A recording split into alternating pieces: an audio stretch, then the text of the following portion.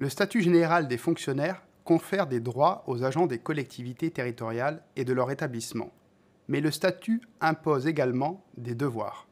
Les obligations de probité et d'intégrité en font partie. Ne pas respecter ces obligations expose l'agent à des sanctions disciplinaires. En effet, la loi du 13 juillet 1983 portant droits et obligations des fonctionnaires énonce dans son article 29 que toute faute commise par un fonctionnaire, dans l'exercice ou à l'occasion de l'exercice de ses fonctions, l'expose à une sanction disciplinaire sans préjudice, le cas échéant, des peines prévues par la loi pénale. Dans une situation d'atteinte à la probité, la procédure disciplinaire initiée par l'employeur est donc indépendante des poursuites pénales. Les deux procédures peuvent se cumuler. De plus, une ou des fautes au regard de l'obligation déontologique d'intégrité et de probité peuvent justifier une sanction disciplinaire, quand bien même une infraction pénale ne serait pas constituée.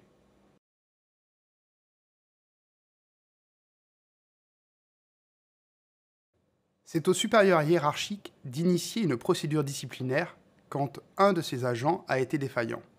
Il appartient à l'autorité territoriale d'apprécier la gravité de la faute commise par l'agent et de proposer la sanction appropriée. L'exercice effectif de cet aspect du pouvoir hiérarchique est important s'agissant des atteintes au devoir de probité. Sur ces questions d'intégrité, l'administration ne doit pas laisser de place à la tolérance et à la permissivité. Sanctionner systématiquement les dérives participe à la prévention des atteintes à la probité.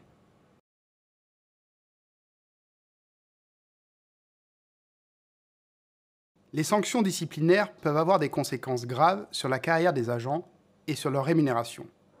On note que la jurisprudence relative aux sanctions disciplinaires infligées à des agents indélicats est sévère.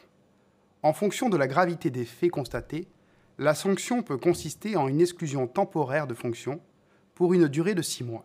L'agent n'est alors pas rémunéré pendant ce délai.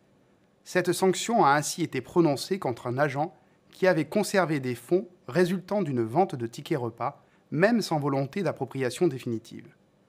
La mise à la retraite d'office a pu également être prononcée contre un agent qui utilisait le matériel de l'administration et faisait exécuter des travaux par des personnels sous ses ordres pendant les heures de service en échange de congés. Enfin, la révocation de l'agent, sanction la plus grave relevant du 4e groupe, a été reconnue par la jurisprudence comme étant justifiée pour des manquements graves au devoir de probité s'agissant d'un agent qui s'est rendu coupable de détournement de fonds publics et de faux en écriture. Cette même sanction a été prononcée contre un agent qui a fait acquérir du matériel à sa commune pour son usage personnel et fait effectuer durant les heures de service par des agents placés sous sa responsabilité différents travaux à des fins personnelles. Les conséquences d'un passage à l'acte peuvent donc être lourdes.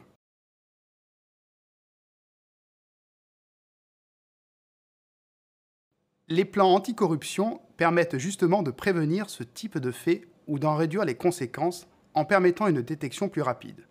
Par exemple, la collectivité peut préciser sa politique en matière de cadeaux, d'invitations et d'autres avantages, ou encore les principes relatifs à l'utilisation des moyens du service. Cela trouve tout à fait sa place dans un code de conduite. Le service ou la collectivité peut également agir en matière de prévention à travers des actions de formation pour les agents les plus exposés au risque d'atteinte à la probité et à l'attention des encadrants. Les chefs de service peuvent, à leur niveau, promouvoir et mettre en œuvre les recommandations et appliquer les bonnes pratiques qu'ils auront identifiées pour prévenir et détecter les atteintes à la probité. Ce rôle de l'encadrant est repris dans l'article 25 de la loi du 13 juillet 1983 qui mentionne que le chef de service veille au respect des principes déontologiques applicables aux agents placés sous son autorité et qu'il peut les préciser après avis des représentants du personnel en les adaptant aux missions du service.